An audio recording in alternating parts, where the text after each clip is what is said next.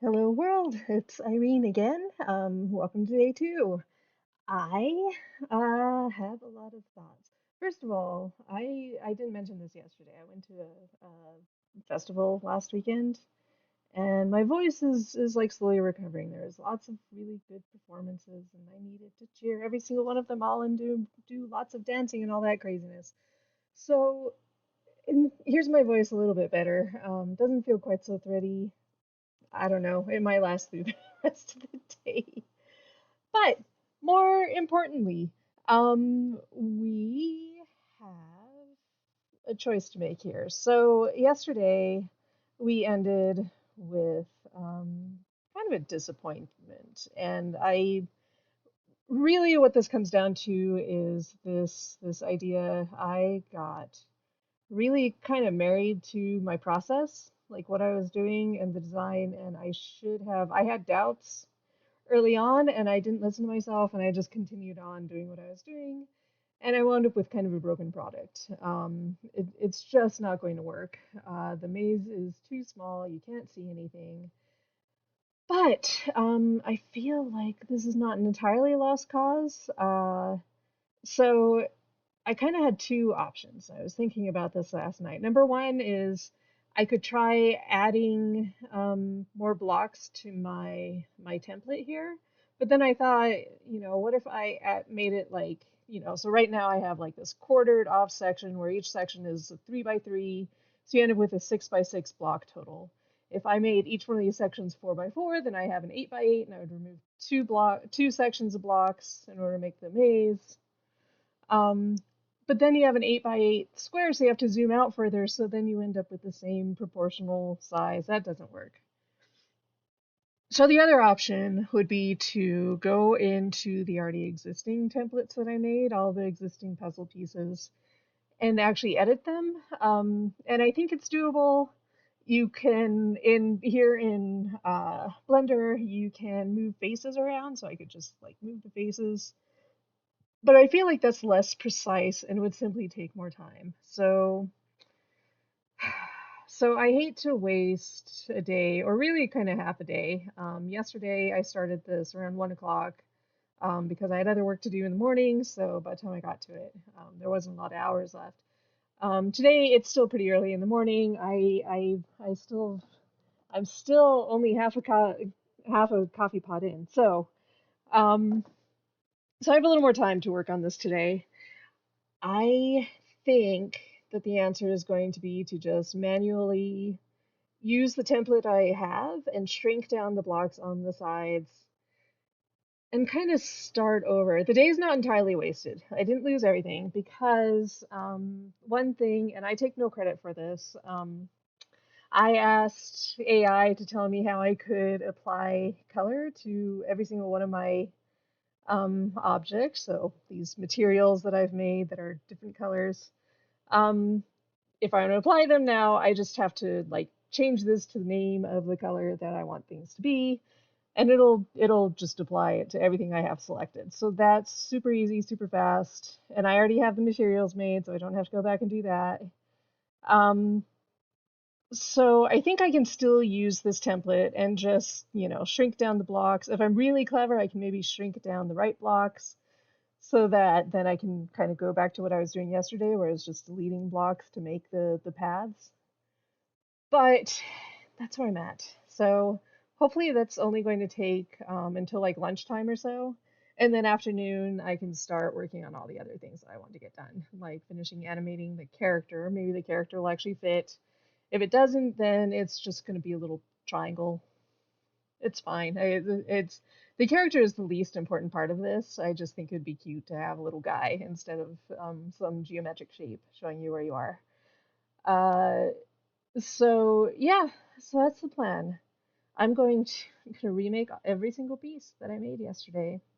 Oh well, this is part of the prototyping design process, right? You try and you try and you test and see what you end up with. So that's kind of my goal today is I'm going to be a lot more thorough about my prototyping process. And if it's not working, I'm going to stop right away and change techniques because that was kind of my biggest error yesterday was I just kept going and I shouldn't have. Yep. So, happy day 2. I'm gonna drink my coffee. We're gonna continue on.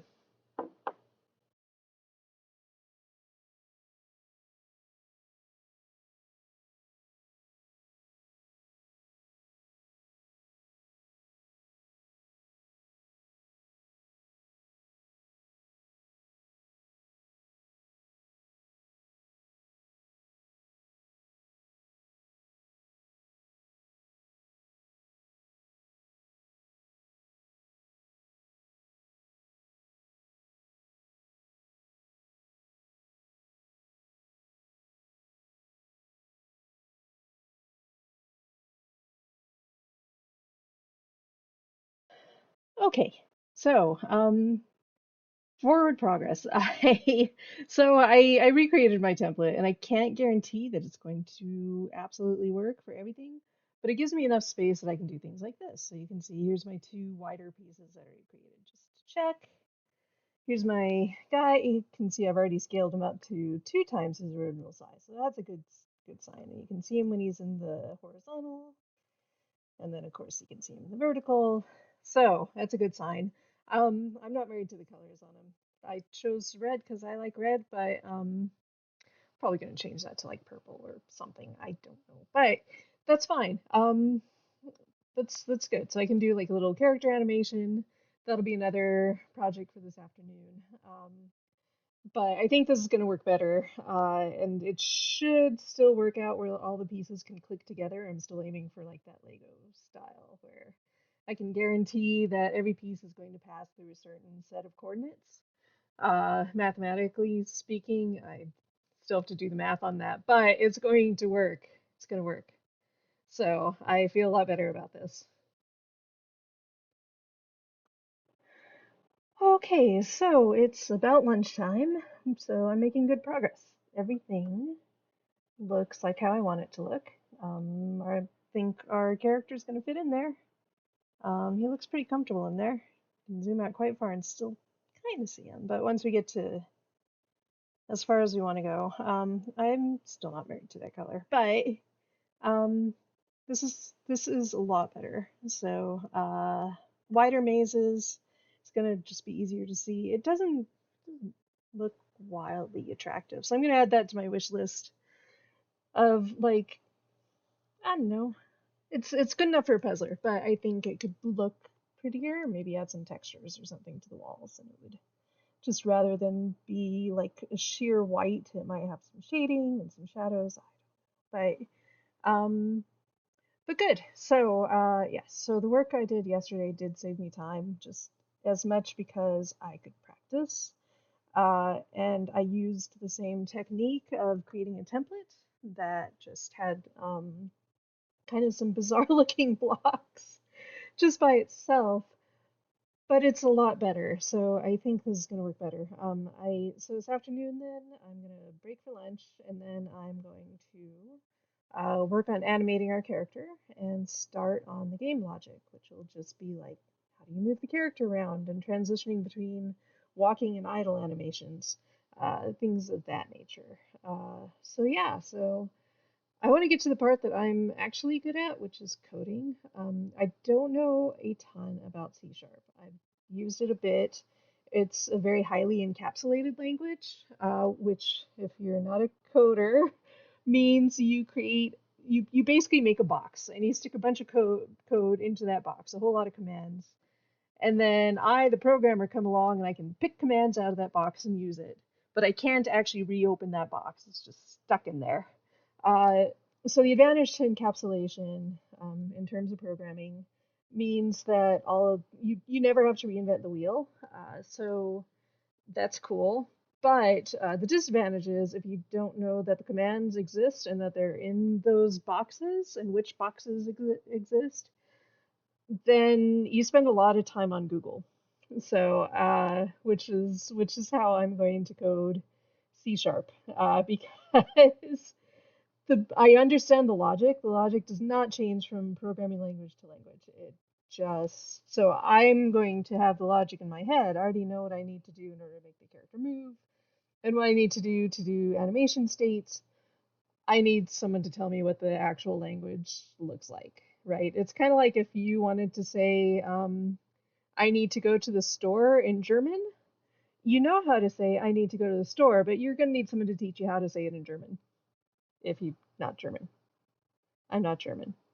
Anyway, so that's where I'm at. Uh, Good. So we're making good progress today. All right. So I'm kind of just at the end of my day. Uh, Basically, just feel like I've sort of at the end of my rope. So I spent a whole bunch of time. I have my little guy. He's working.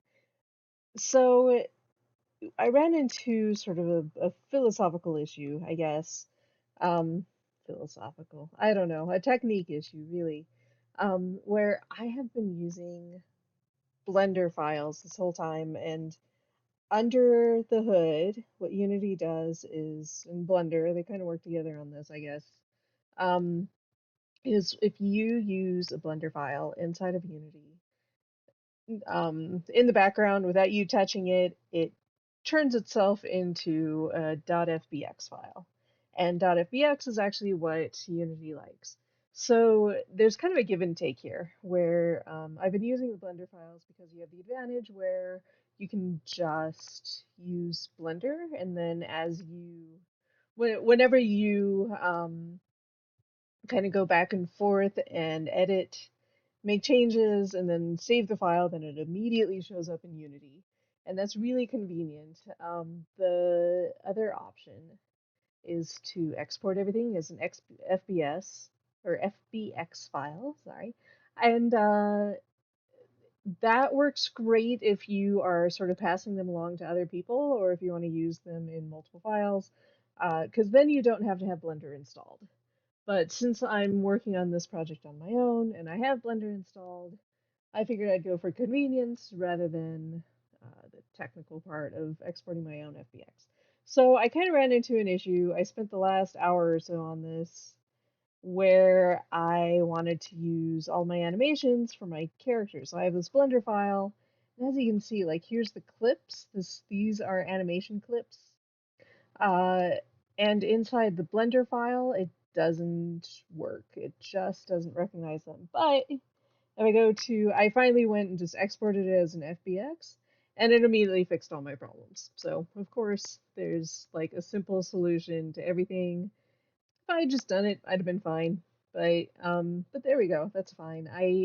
So I spent a lot of time on animation, just because again, my experience with Blender is pretty limited.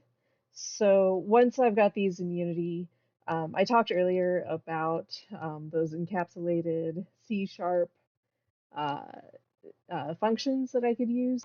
There's really simple functions that just say, when such and such is true, run this animation. So I have an idle animation, and then I have a walking animation. So I just have to tell it which states it should be in at certain times. So if there's no button press, then run the idle animation. If there's a button press, run the walking animation. So so I was hoping to get to the programming side of stuff today. Again, I kind of short-sighted myself, but it is only day two, which means I have 5 more days to get all of this correct. So, um, I feel like the stuff that I understand less is finished. I think tomorrow what I need to do is start on the coding. I don't think there's anything else that I need to do in Blender. So yay for that, because that's what has been slowing me down by a lot.